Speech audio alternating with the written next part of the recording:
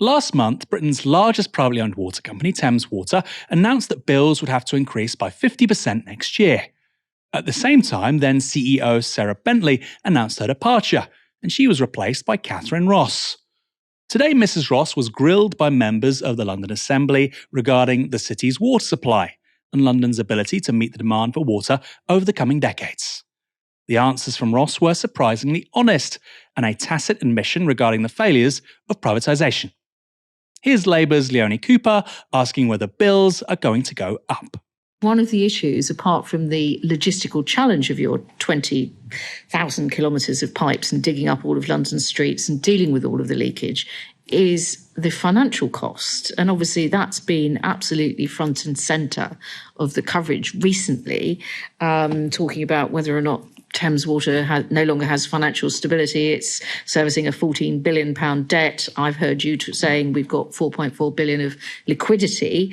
But, clearly there is an issue here about, you're talking about a lengthy programme. So 750 million more from your shareholders is one thing, but that isn't going to cover just what we're talking about in London alone, let alone the rest of the whole of your catchment, if you like. So, are you thinking of raising funds from customers? Where will the rest of the money come from? Yeah, I think that is probably the most critical question that we've got to answer. I mean, so we've been talking just now about leakage.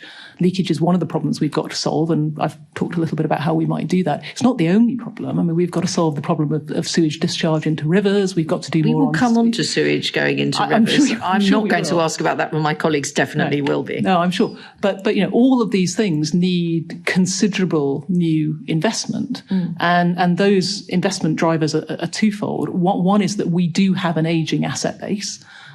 We've not been replacing our assets in the way that might have been expected. To be fair, customers haven't been paying for us to replace our assets in the way that we might have expected, but the fact remains we haven't been. I love this English understatement. We haven't replaced our assets like might have been expected. Translation: private water companies have paid more than £70 billion in dividends since the late 1980s and taken on £60 billion of loan debt, but they didn't spend very much on actually maintaining and building water infrastructure. And the idea that, as Mrs. Ross says, customers haven't been paying for that either, well, she couldn't be more wrong. Water bills have risen 50% faster than inflation since the late 1980s. In other words, the costs of water bills have outstripped price rises across much of the rest of the economy. A rather sheepish Mrs. Ross proceeded to infer that despite water companies being privately owned, they might need some state funding. We've got additional investment that's needed to cope with things like climate change adaptation, climate change mitigation, and population growth on top of that. Those are all things that customers haven't paid for in the past. And I'm afraid it is an unpopular fact, but it is a fact that there is only one source of funding.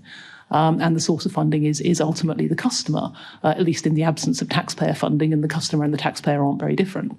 So one of the things we really do need to think about, we need to think about a few things. One is it's absolutely incumbent on us to deliver the infrastructure investment that's needed in the way that is most efficient. We can't ask customers to pay £1 more than they really need to pay to solve the problem. That's just a hygiene factor. We have to do that. Then I think, and again, this isn't always very popular, but we have to be able to spread those big lumpy investment costs over a long period. And that means we do need finance to do that. We need investors to give us the money today that we can spend today, but we need to be able to recover it over a long period. And that's very, very important. And then thirdly, we need to plan over the long term and deliver over the long term so that we can find innovative solutions working with others. So things like, and we will come on later and talk about surface water drainage, I'm sure, but there's more that we can do in partnership there, where some of the funding can come from water companies and their customers, but also we may be able to do more working with local authorities, we may be able to do more working with community groups, we may be able to do more working with local businesses, for example. So we have to do all of those things if we're going to address the problem. Innovative solutions, partnership. We'll be looking at partnerships. Doesn't it all sound so progressive and cooperative, so modern? We'll be working together as partners. Partners with who? Local authorities. Now, pay attention here. What is being said is that to deal with climate change, private water companies might work alongside the state in order to deliver new infrastructure. But I thought these were private businesses. Or is it simply they're private businesses when it comes to dividends and executive pay, but they want partnership funded by taxpayer dosh when they actually have to build stuff? And the point about population growth being a problem, well, that's partly true, but Mrs. Ross, that also means there'll be more people paying to buy water. These people really think we're dopes, don't they? James, what did you make of this? It was one of those interesting conversations where everything's very understated, nothing seems particularly dramatic, but actually the content is really radical. Yeah, sort of inadvertently, although it's of a piece with discussions you might have seen, a sort of week or so ago, leaks from one of the other water companies, I think it was Seven Water, aiming to set up a roundtable with Will Hutton with a view to influencing the next Labour government, assuming Labour actually win the next election, who have pretty much ruled out renationalisation of water, but we can come back to whether that's sustainable. And instead, we'll be looking at some model of partnership and this nice sort of fluffy sort of cooperative language, some of which you saw in use there. The key to this is something else the Thames Water boss said, which was that point about climate change mitigation and adaptation, that it's just going to get increasingly costly to deal with the effects of climate change. That you can sort of see this already. You have droughts, you have floods. It's actually costly to have to deal with this and still keep a water system running. There is increasing pressure on water supplies across the world because of climate change. You either have too much water where you don't want it or not enough water where you do. That's basically how the thing plays out. It's expensive to deal with that. Privatized water companies don't want those costs. So what they want to do is do something the economists call de-risk it, which means put as many of those costs somewhere else, like on the state, on a local authority, on whoever it might be, some arm of government, whilst they carry on keeping the profits out the other side. And that's the ideal solution for them. It's nonsense. It's the kind of thing we saw with the banks in 2008, where you socialize the losses. We all carry the losses, but you keep the profits nicely private. Thank you very much for the shareholders. It's exactly the same kind of model that they're trying to use here under the cover of partnership, under the cover of cooperation, under the cover of all these sort of nice, fluffy sounding things. Again, it was very deft, it was very subtle. We'll work with a range of partners like, community interest groups and local authorities. Am I being a bit overly cynical here? Because local authorities isn't, saying in big, bold letters, the state, the taxpayer. But that's what it means, isn't it? Yes, I mean, who else can carry the kind of costs that you're looking at, the 50 billion or more that you need to get up to speed on water investment in Britain over the next few years to pay for the effects of climate change, in effect? There isn't somebody else able to do that. And your shareholders aren't going to want to do it because this is just a big expense with essentially not very much in the way of return, right? You're having to pay to compensate for the costs of climate change. That's all it is. It's just a big drag. So of course you want the government to do it. And if you say, oh, it's a community interest group or it's local authority, whatever, it sounds a bit fluffier. And you can talk about partnership, but that word partnership means that one part of the partnership, the government, is going to carry all the costs, and the other part of it is going to do take all the profits. And they'll have the cover of its innovation and other sort of blahs around it. I'm quite sure of that. But that's how the setup works. They want the privatized model to stay in place. They want to keep running as far as possible private water companies as basically cash cows for their shareholders. That's the model that we have here. It's been something very close to a license to print money for a good long period of time. That's now changing fundamentally because of climate change. So they're looking for the government to step in and take on some of the costs. And they can keep the money printing machine going for their shareholders for as long as long as government is there saying, okay, we pay for the really expensive stuff. And when I say government, that kind of means all of us. I'm kind of shocked that we've still got this establishment grift going on, James, because you said, those nice words, partnership, innovative solutions. And what we have is the same thing that we've had really for 20 years, which is people with expensive haircuts, expensive kitchens that live in central London, nice suits, nice ties, and they're saying modern, innovative, efficient. And what they mean is outsourcing, shareholder profits, scam the taxpayer. Does it surprise you that this is still the kind of rhetoric that we hear from privately owned utilities like water companies, that they've not really changed their tune?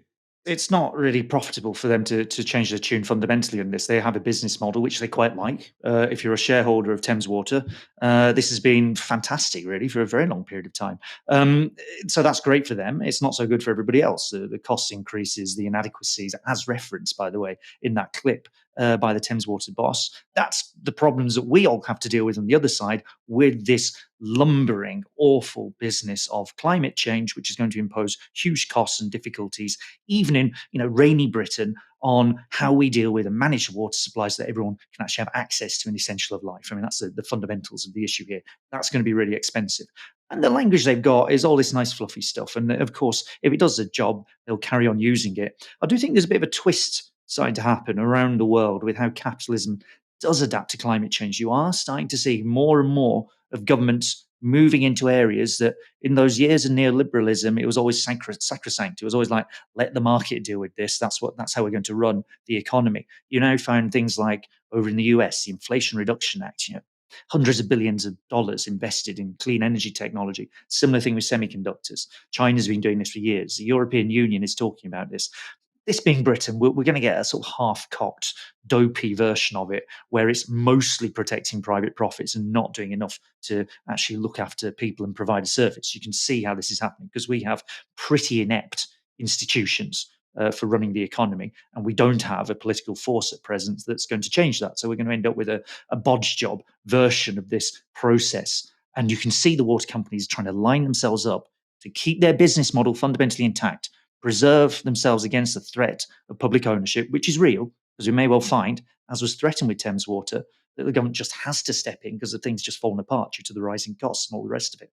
That they want to hold off the threat of privatisation, keep their business model in place as far as possible, and they'll probably find some willing bits of state, like the Treasury. They love this sort of thing to make that happen. And that, I think, is where we're going to end up with this one. Yeah, I think you've just put that so clearly there, James. And important to say that Mrs. Ross was previously at Ofwat. She was working for the regulator, and now she's come in at Thames Water. She's being lined up to do precisely what you're saying, which is steady the ship and ready it for this onslaught, fundamentally. Now, Mrs. Ross's appearance today came after some good news for Thames Water Management, because the company recently secured an extra £750 million investment from shareholders to help stave off nationalisation. That comes on top of the £500 million that investors pumped into Britain's biggest water company in March. Thames said the funding was contingent on a new business plan. Alistair Cochrane, the company's interim co-chief executive and formerly its chief financial officer, said it is, quote, entirely reasonable for them, the shareholders, to want to see that plan before committing. Again, allow me to translate. Shareholders invest money to make profit. That's literally the point. They're investing more money because a new business plan includes the expectation your bills will rise significantly next year. So, to stop water being renationalised and to make more money, you need to give us more cash so we can put up bills for the little guy. But if investors get a return, then where is the money coming from to actually build new infrastructure? Simple answer, it's not happening. This is an exercise to keep the privatisation show on the road for as long as possible. The gravy train will ignore all the red lights until it absolutely has to stop. And nobody in the permanent political class or the media has an interest in being honest about it.